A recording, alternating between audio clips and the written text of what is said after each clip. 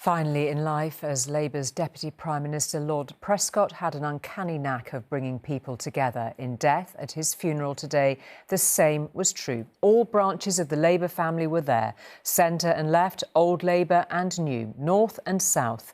There were eloquent, warm, funny eulogies from former Prime Ministers Gordon Brown and Sir Tony Blair. It was held not in Westminster, but in Hull Minster. Where else? In Lord Prescott's adopted city, where he was an MP for 40 years.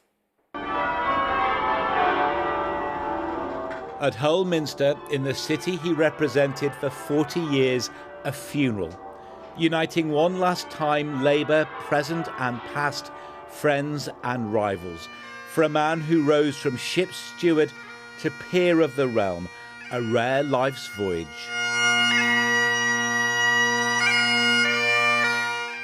Lamented by his party and the pipes of Alistair Campbell, former spin doctor-in-chief, the first of the day's moving tributes. We will never see his like again. A man of the people he certainly was, in a class by himself, a one-off, one-of-a-kind, but one of us in the best sense of the word. Unique, remarkable, extraordinary. A working-class hero, he called him, and a sharp wit.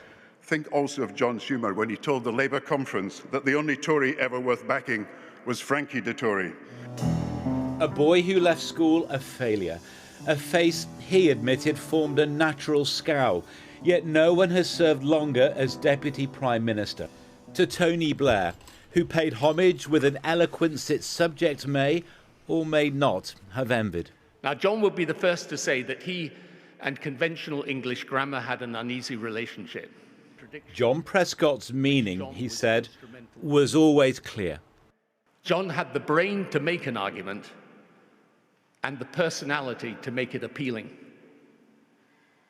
That personality will be forever memorialised by, of course, the punch. Just John being John, he recalled. Cut the crap, he said. You want me to apologise, don't you?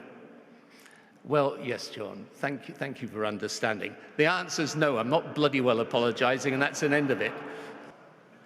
Classic.